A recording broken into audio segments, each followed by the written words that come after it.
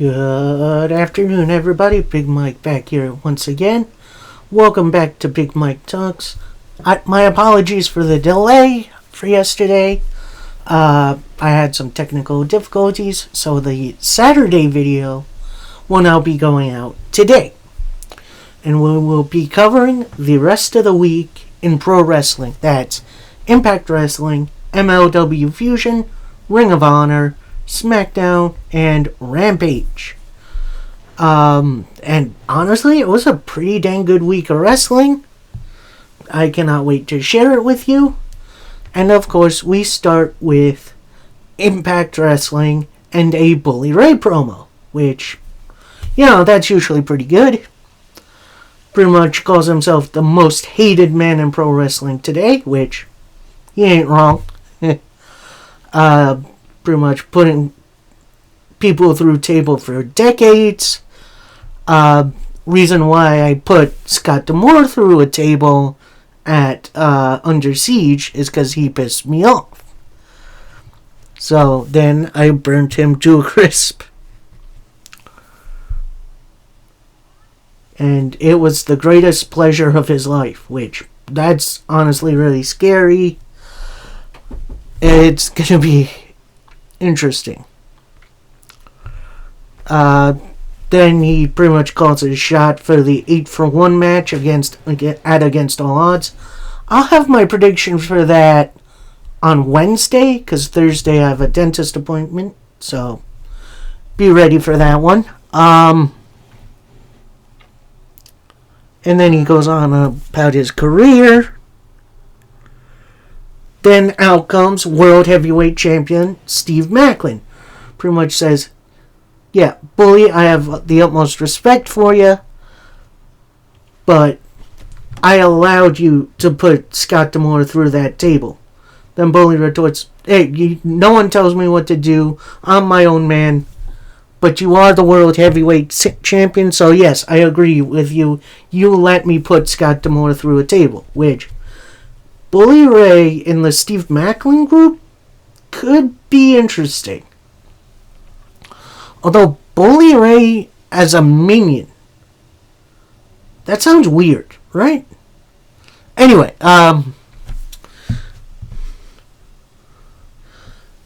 basically, Maclin says, oh, if you win that 8-for-1 match, I will gladly be your opponent for Slammiversary. So, you got that glad handing going on. This brings out the Motor City Machine Guns. Alex Shetty pretty much says, yeah, right now you're not top contender. I am. And then I will gladly beat you at it Slammiversary. But that's neither here nor there. They then went over the history between the Guns and Team 3D, which, if you haven't seen those matches, they are some of the best ever. Like, TNA's tag division was honestly one of the best. Then Bully Ray pretty much says, oh, look at you, Sabin, he's a 2-time world champion. But Shelly, you've never had that honor. You've never won the big one. What makes you so sure that this time is the time? And then he just says, yep. Which is now a shirt, in which I think I need that.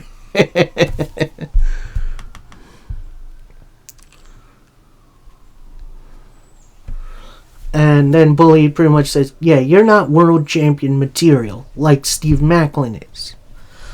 Then Motor City Machine Guns challenge both Maclin and Bully Ray to a match.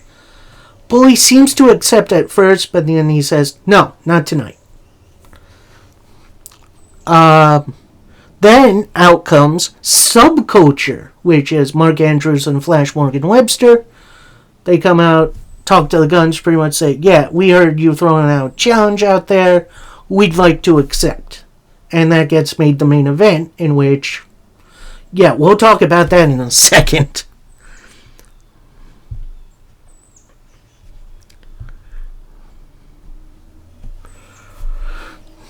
We then get a Nick Aldis promo, in which I like this specialized Nick Aldis promo. He's backstage he's in front of a specialized screen, and he gets Jimmy Jacobs as his interviewer, which, that's crazy.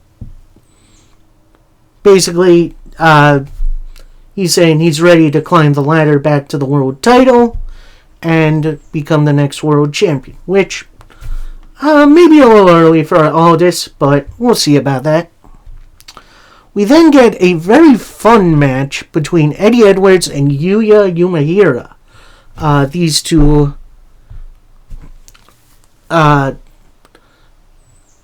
two had a bit of an incident in the six-way scramble out Under Siege. So that led to this match, and it was a really good back-and-forth style match. But in the end, Alicia Edwards gets up on the apron, distracts the ref. Boston Knee Party, their winner, Eddie Edwards. We then get a little kind of code of honor moment where Eddie Edwards extends his hand to Yuya, and then he does the psych. That brings out Frankie Kazarian. He pretty much says, yeah, you demand all this respect from the locker room, yet you don't give it.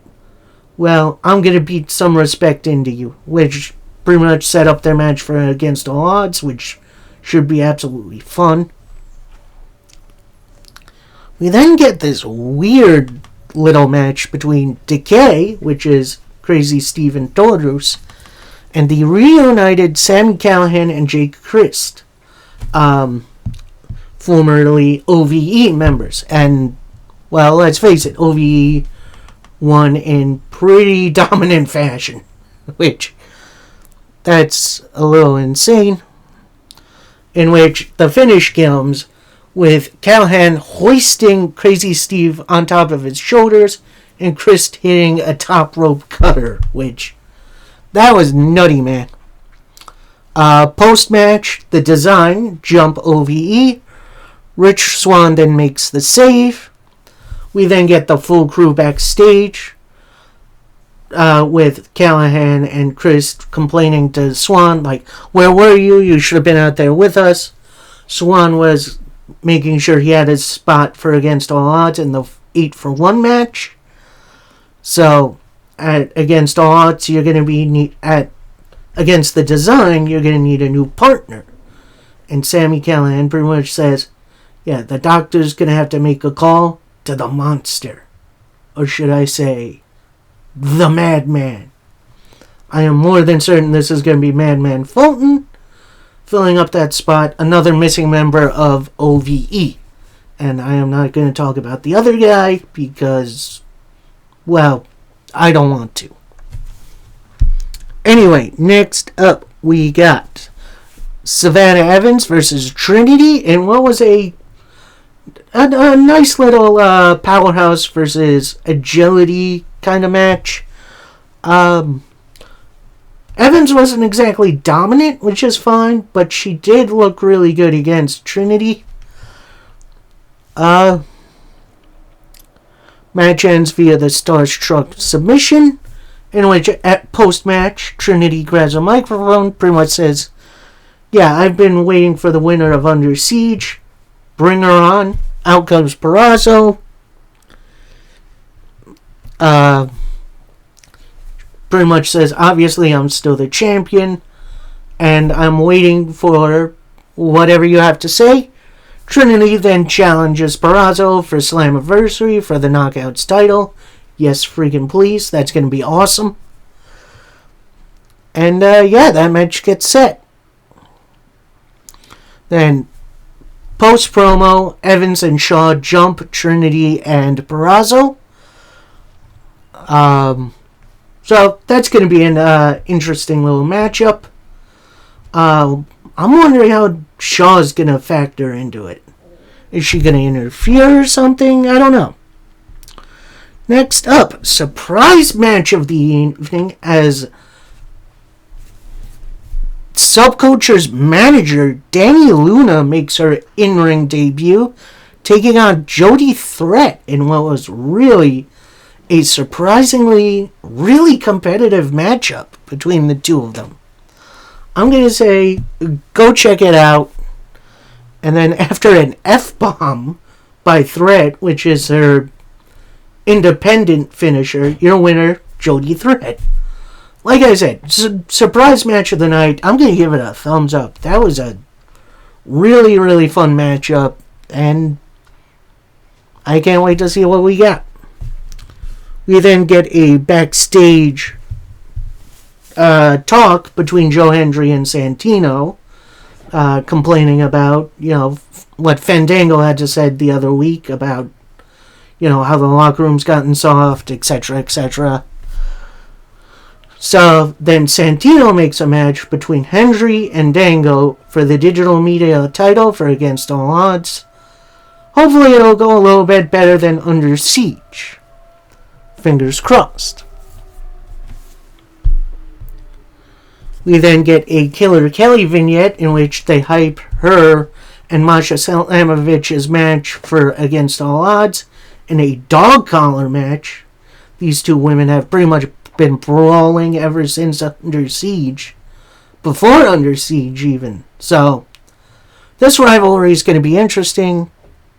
I can't wait to see where it goes. And Fine Alamo. I think easily match of the week. You got Subculture taking on the Motor City Machine Guns. And boy, both sides absolutely brought it. It was an excellent bout. And I don't know what else to say about it. And then after a dirt bomb, your winners, the Motor City Machine Guns. I'm going to give this match a 2 thumbs up. It's exactly why I love tag team wrestling. 2 of the best, just absolutely going at it. And it was a lot of fun. I don't know what else to say about it. Impact was really good this week. We got another Impact coming next week, and then next Friday, it's Against All Odds. Yeah, a bit of a quick turnover from pay-per-view to pay-per-view, but I'm pretty excited for Against All Odds. Next up, we got MLW Fusion, their return to YouTube. And we start off with Mance Warner and the Second Gear Crew waking up in a hotel in Tijuana. They're getting ready to go. They're asking, what happened to Microman? Microman's in the corner with a thong on his head. And then they pretty much joke around with that a little bit. Then, for whatever reason, Mance Warner just makes the weirdest face, like he just remembered about something. So, this storyline's going to be interesting. It's definitely more comedic than I would like, but it's still pretty fun. Our first match of the evening, you got Abismo Negro Jr., I hope I am pronouncing that right, teaming up with Taurus. That's right, Taurus working a little double duty, taking on the current NWA Tag Team Champions, Mecha Wolf and Bestia 666, La Rebellion. And, yeah, this match had a little bit of everything. A little powerhouse moves from Taurus.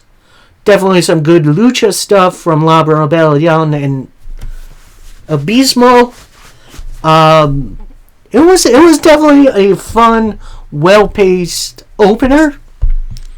Obviously under lucha rules, which means tags aren't necessary, which honestly I think is a nice little wrinkle with Lucha Libre. It's a little different, but it makes sense.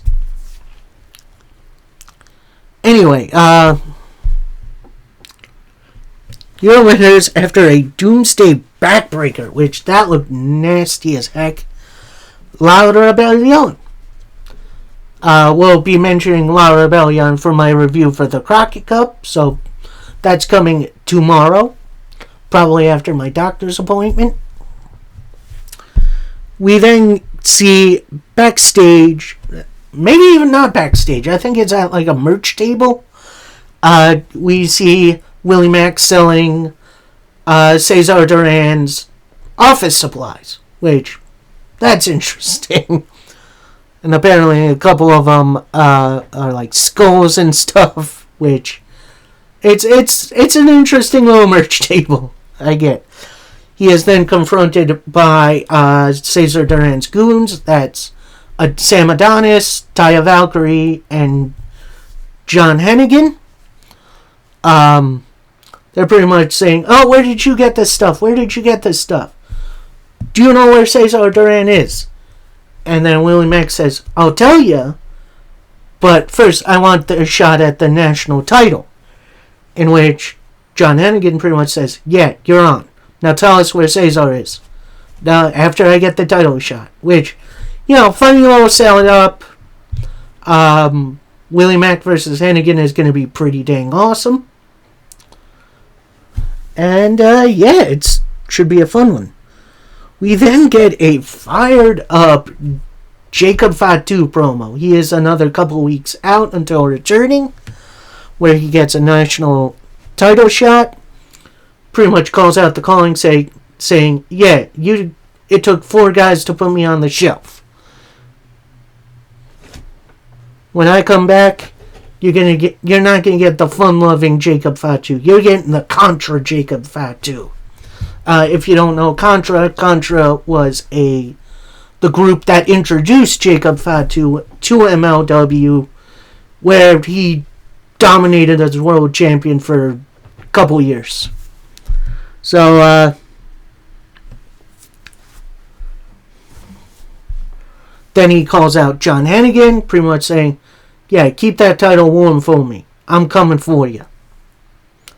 It is then announced that at Never Say Never, it will be the Samoan SWAT team taking on the Calling for the tag team titles in a Fans Bring the Weapons match, which that's always an interesting one to see what gets brought. I think I saw a toilet be brought once for one of these, although that was like back in ECW. So then MLW bringing back this stipulation, definitely fun.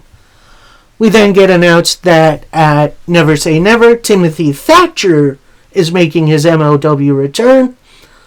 He has been wrestling for Pro Wrestling Noah for a while, so it's good to see him come back. It's definitely going to be interesting to see who he competes with. We then get an Alex Kane promo saying business is booming. He has been hearing trash takes from the internet fans. It is then going to be revealed at Never Say Never the money behind the Bumaye Fight Club, which could be pretty interesting. We then get a short but sweet Del Miezo promo. A title match between her and Taya Valkyrie was scheduled for tonight, but it is told that Taya went to the offices, pulled some strings, and got the match canceled. Delmy pretty much says, yeah, Taya's been ducking me ever since I made my return. The fans deserve better and have a champion that's worthy of carrying this title. It is then revealed by the interviewer that Taya Valkyrie versus Del Miezo is on for New York in the next 2 weeks. So, that's going to be a fun one. We then get a short Becca vignette. Apparently she's going to be doing something at Never Say Never. I don't know if she's wrestling or if she's going to sing. So, that's going to be an interesting one. And then we get our main event for Fusion. It is a trios match featuring John Hagen, Sam Adonis, and Gringo Loco taking on Rey Horus, Psycho Clown, and Hijo del Vikingo. Yeah, that's right. The AAA Mega Champion is in MLW. And honestly, this was some really good lucha stuff. I don't even know if I can explain half of the stuff that went on in this match. But ultimately, after a code red, your winners, Psycho Clown, Rey Horus, and Vikingo. In what was a really fun Lucha Libre style match that I think you guys should go check out. Next up, we got Ring of Honor. And we start out with the Infantry taking on the Kingdom. Now, the Kingdom get in the ring. It looks like they've turned over a new leaf. They hit the Infantry with the Code of Honor. But then the Kingdom attacked the Infantry before the bell. But then the Infantry actually get one up on the Kingdom. Come on back. Big old powerbomb, which that was absolutely sick. While the Infantry was rolling, Maria grabs a leg. Spin kick into a proton pack, which is, I think, my favorite tag team finisher, other than the 3D. Where your winners, the Kingdom. So it looks like they're going to stay heels. And I think we're going to hopefully see them versus the Lucha Brothers somewhere down the line. Next up, in a bit of a surprisingly good match, although I shouldn't say surprisingly, both of these two are really good, you have Trish Adora versus Sky Blue. Sky Blue, obviously a little bit on the young side, but she has been She was the last woman to take Athena, the current women's champion, to the limit, and Trish Adora is really good too. These two had a really, really good matchup. And then after a big old Skyfall, your winner, Sky Blue. I'm going to give this match a thumbs up. This match was absolutely great. And I'm excited to see where Sky Blue goes from here. Next up, in a very interesting six-man tag, you have the Dark Order being represented by Evil Uno, John Silver, and Alex Reynolds, taking on the Righteous, which is Dutch and Vincent. And it looks like their newest charge, Stu Grayson. So in the previous weeks, Stu has been being recruited by the Righteous. The week that I missed, Stu Grayson has his first match with the Righteous, in which they dominated. And, yeah, this was actually another fun little back and forth match. You could see the Dark Order members holding back against their former friend, in which Grayson does not hold back.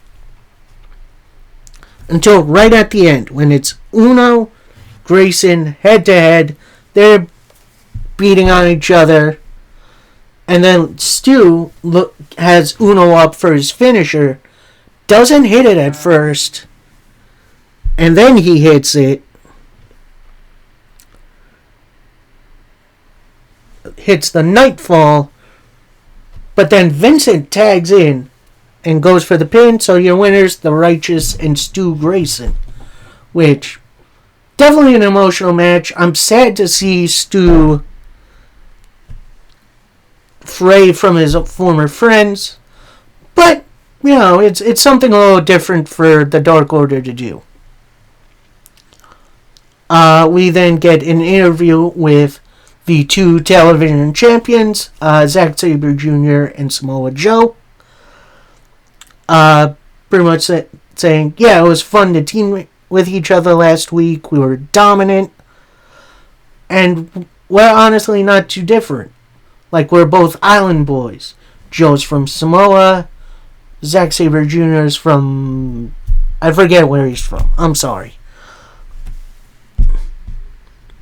And it's obviously now very clear who the better TV champion is.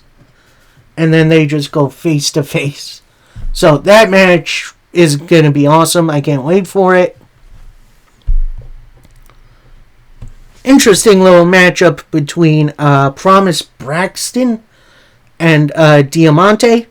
Not as big of a squash match as I thought it would be, but end of the day, after a big old frog splash. No, wait, hold on. After a straitjacket stretch, your winner, Diamante. Like I said, it was still kind of a squash match, but it was a bit more competitive. Speaking of competitive, this was definitely my favorite match out of Ring of Honor. You have Brian Cage versus Willie Mack. Now, these two have a big old history against one another, and they went at it. Like, this was an absolutely great match. And then after a big old frog splash and a lariat, your winner, Brian Cage. And honestly, I'm going to say it, this match was absolutely awesome. Y'all should definitely go watch it. Next up, in a another really good matchup, you got the New Japan Pro Wrestling television title on the line as Zack Sabre Jr. defends against Rocky Romero. And, the technical wizardry of Zack Sabre Jr. is often underestimated. And Rocky Romero is honestly another underrated guy who deserves all his flowers. But your winner, after a calf killer combined with an arm stretch, Zack Sabre Jr. And honestly, that match was so dang good. The combination that these two guys bring really worked well together. Next up, we got tag team action players. As the Workhorsemen, that's JD Drake and I forget the other dude's name, I do apologize. Anthony Henry take on Action Andretti and Darius Martin. And yeah, we definitely saw a lot of good stuff between Henry, Martin, and Action Andretti. All the speed worked really well. When JD Drake came in, though, I know he works hard. He's a nice little powerhouse. Things slowed way the heck down for me. But ultimately, I thought it was another fun bout where your winners after a big old spine buster. Action Andretti and Darius Martin. Next, you have Kip Sabian, Butcher and the Blade, squash a few local yokels after a backbreaker, cannonball, knee, and a leg drag. Your winners, Sabian, Butcher, and the Blade. And honestly, I do like this trio. I do hope they stick around and maybe get a shot at the Ring of Honor 6-man tag titles. Next up, another trios match. This a little more star-studded, as you have Jack Cartwheel joining the Spanish Announce Project, Serpentico and Angelico taking on Bandito, Commander, and the AAA Mega Champion, Hijo del Vikingo. That's right, Vikingo pulling some double duty.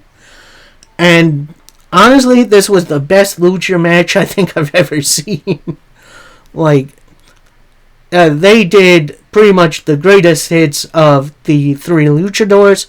And honestly, Jack Cartwheel got some good stuff in too. But ultimately, after a 720 splash by Vikingo, in which that shit should not be possible, your winners, Vikingo, Commander, and Bandito. Next up, a surprisingly good match, a Pure Rules match for the ROH Pure title, as Katsuyori Shibata defends against Alex Coughlin, one of the New Japan LA Dojo boys, who has now graduated. Congratulations. This was a fun little technical match. You definitely have Coughlin try to power out of some things, but ultimately, after a sleeper to calm him down and a big old penalty kick, your winner, Shibata. And we will talk about Shibata for Rampage. Just you wait. And finally, our main event for Ring of Honor. It's the Ring of Honor women's title on the line as Athena defends against Kairi Hogan. Hogan we haven't seen much of lately in the Ring of Honor, but I'm glad she's getting some more time. And this match was actually really, really good. Both sides worked really, really well together, including more than enough times where it looked like Hogan was going to pick up the victory. Then after a hip attack, a DDT, and then a roll-up, your winner, and still Ring of Honor Women's Champion, Athena. Now, instead of Athena going on the attack post-match, Kairi Hogan grabs a chair and just starts swinging. It takes a couple of officials to get the chair away from Hogan. That leads to a drop kick by Athena to one of the officials. They then get back together and start brawling again. And the officials then separate them once again to end Ring of Honor. Definitely a crazy way to establish a new potential contender. And I hope Hogan gets another shot sooner or later. So, that is Ring of Honor. We got 2 more shows to get through, and they were pretty darn good. As we get into Friday Night SmackDown. And we start with an Austin Theory promo. I'm sorry, Austin Theory is not an interesting wrestler. He needs something else. Anyway, he brings up the celebration tonight for Roman for making it to 1,000 days with the title. And don't worry, we'll get to that shit in a minute. And if you would combine it with my U.S. title reign, it'd be 1,209 days, which is impressive. Brings up again, he beat John Cena, which is beating a dead horse at this point.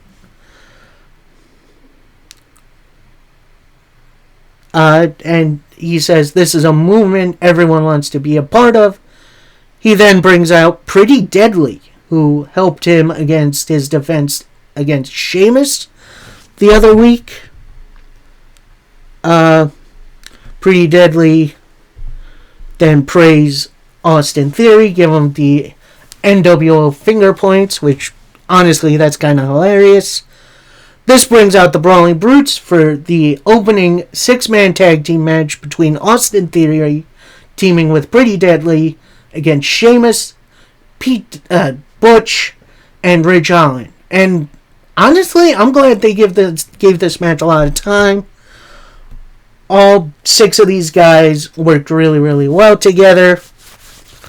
Near the end of the matchup, you see Pretty Deadly kind of try to pull off a twin magic, in which one of them had their head under the ring apron while the legal man was on the outside. Ridge went for the guy under the ring mat. The opponent came back out, hit him with a big old knee strike. Theory then blocked the Celtic Cross, went for A-Town Down, basically big old whiff. We then get not 10, not 20, but 30 beats of the Bowery by the Brutes, which that was freaking hilarious. Then After a chop block, a spilled milk, your winners, Austin Theory and Pretty Deadly. So, nice fun match. Heels getting over is fine. I'm sure they will get their comeuppance sooner rather than later. We then see Paul Heyman enter Roman Reigns' locker room. And then we see Paul Heyman and Solo Sikoa talking. Where Solo pretty much says, the Usos aren't invited to this. We need to keep our guard up. I have asked Adam Pearce to increase security and make sure the Usos aren't in the building. We then get a little bit of the OC backstage. They reunite with Styles, who recaps Night of Champions, saying, I came up a little bit short, but tonight is a big night. We don't dwell on the past. We move forward. We then see Carl Anderson and Luke Gallows, the Good Brothers, take on Hit Row in what was an interesting match. Like, it was a long match, but it wasn't really a good match. No offense to Hit Row or the Good Brothers, but something was definitely off in this match. Then after Magic Killer, your winners, the Good Brothers. Top Dollar then attacks the Good Brothers post-match, and then AJ Styles with a big old phenomenal forearm to run off Hit Row. Hit Row needs something else to do, man. Like, their stay on the main roster so far has been pretty weak. Although, I don't really have that connection others have when they were in NXT. So, I don't know. I guess we'll see. We then get an interesting Grayson Waller effect segment with special guest Asuka. Waller congratulates Asuka on her title win.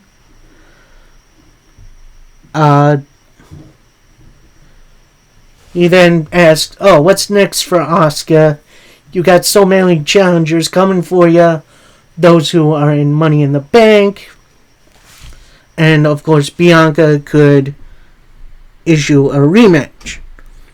We then get a couple of the participants for the qualifiers for Money in the Bank ladder match. Io Sky comes out. Bayley, Shotzi, Lacey Evans, and Zelina Vega. Then Vega cuts a really, really good promo, pretty much saying, y'all are underestimating me because of my size, but my heart says I'm going to pull it off. I'm going to pull off the big upset, beat Lacey Evans tonight, and then cash in Money in the Bank. All the women just start arguing. Asuka makes it up the ramp somehow. Pretty much says, hey, no one's ready for Asuka. Then out comes Bianca Belair from behind, and they just brawl. And honestly, it's a pretty good setup for the qualifiers, and then also a myriad of potential challengers for Asuka's title. We then get Cameron Grimes backstage, pretty much seeing that Baron Corbin is going after the NXT title. And he asks, as soon as Corbin comes back to SmackDown, let me know, I'll handle him. So, Cameron Grimes is now in the Baron Corbin mid-card vortex, and I'm not super surprised. Next up, we got Zelina Vega versus Lacey Evans. Lacey Evans, before the bell, hits Vega with a women's right, so you see Vega initially clenching her jaw on the mat. Lacey Evans with the advantage early as soon as the bell rings. Goes for many big moves and pinfalls. Then Vega starts fighting back. Hits some top rope knees.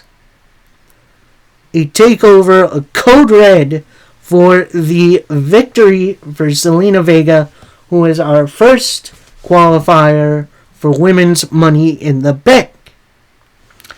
We then see the LWO celebrating backstage, minus Rey Mysterio. And Santos Escobar announces he has a qualifier next week against Mustafa Ali. Please, WWE, give that match some time. And then Rey Mysterio sticks his head between Santos and Zelina Vega, pretty much saying, yeah, I can see it. After Money in the Bank, they will be calling you both Mr. and Mrs. Money in the Bank. Which is probably not happening. Sorry, Santos. I like you, dude. You're probably going to qualify, but I think this next man is winning. Because next up, we got our next men's Money in the Bank qualifier. You have L.A. Knight, yeah, taking on Montez Ford. And honestly, this was another fun little match. You got a nice little back and forth with one another. And then after a missed frog splash, LA Knight rose up Montez Ford for the quick victory. Knight then sets up the ladder in the middle of the ring, climbs up the ladder, and poses in front of the Money in the Bank's briefcases that are hanging. We then get a quick little vignette from Isla Dawn and Alba Fire.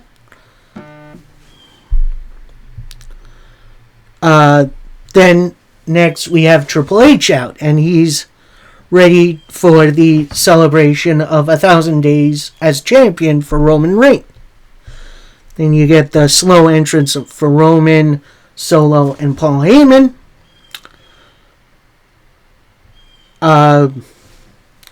Triple H then congratulates Roman on surpassing 1,000 days, unveils the new mustard yellow WWE Universal title, and he straps it on Roman's waist, and that brings out the Usos. And Roman is telling Jay to kick Jimmy because that's what he did to me at Night of Champions. Then Roman pretty much said, yeah, you two took the tag team titles from me and Solo. This situation can be fixed if only you super kick him. Then Jimmy retorts, the only thing that needs fixing is you, Roman. You've manipulated this and betrayed this family time and time again. This has been crazy. We don't need a leader. We need our brother back. We can run things like we used to, together, instead of being under just your rule. Then Roman passes to Solo, who acknowledges Roman Reigns, but then he says, but these two are my brothers. He then steps to them.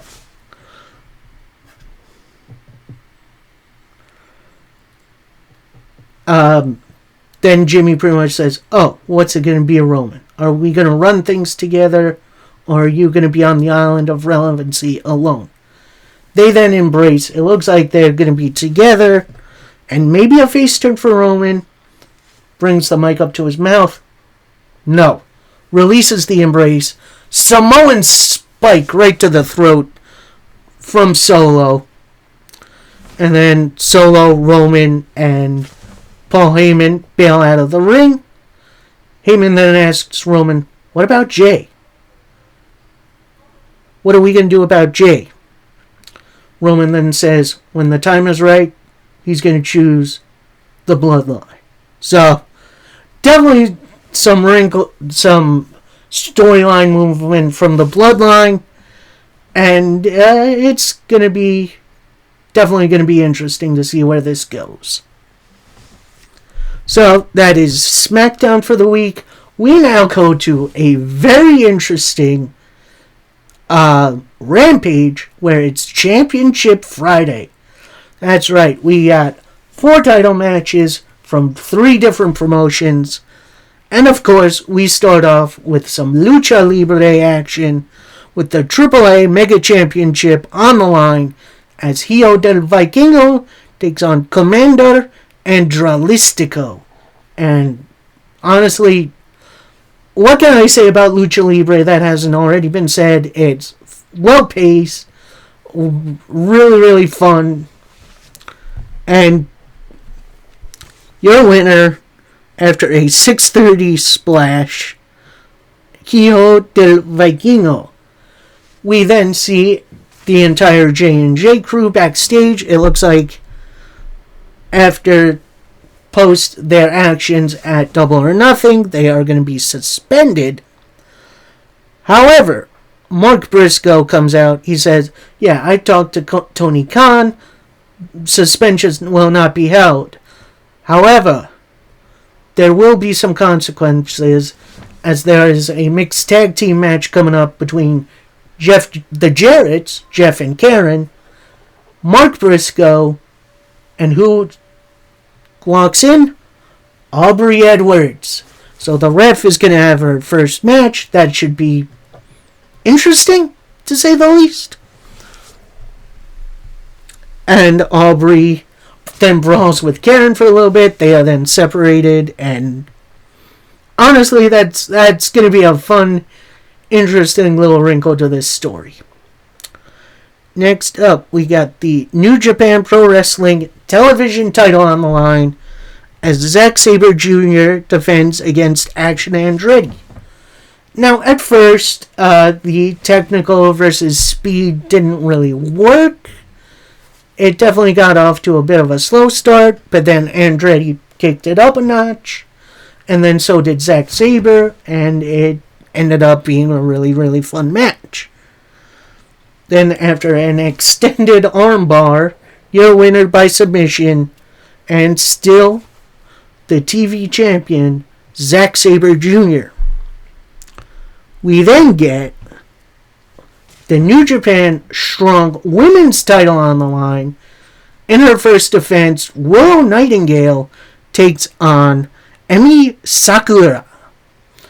And honestly, this was definitely a couple of powerhouses going at it.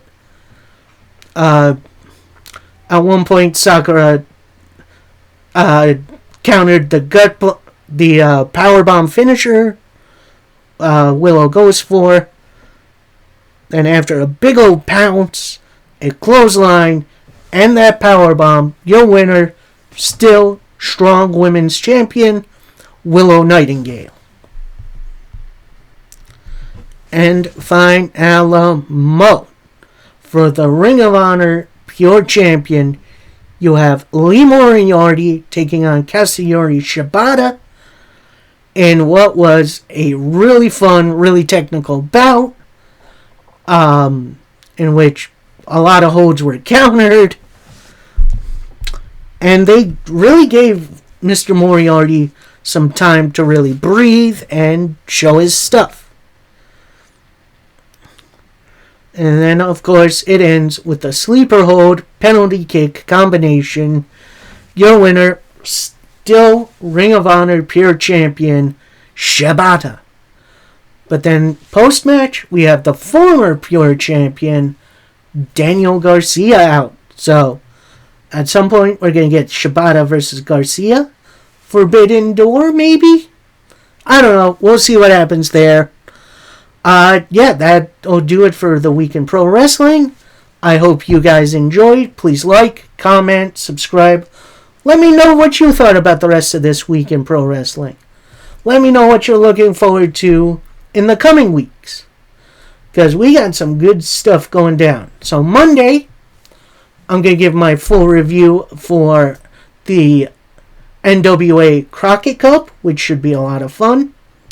We got my predictions for Against All Odds. That'll come either on Wednesday or maybe Friday of. I'm thinking it's probably going to be Wednesday. And, yeah, and then we'll definitely go from there. Hope you guys enjoyed. Until next time, happy wrestling, everybody. Peace.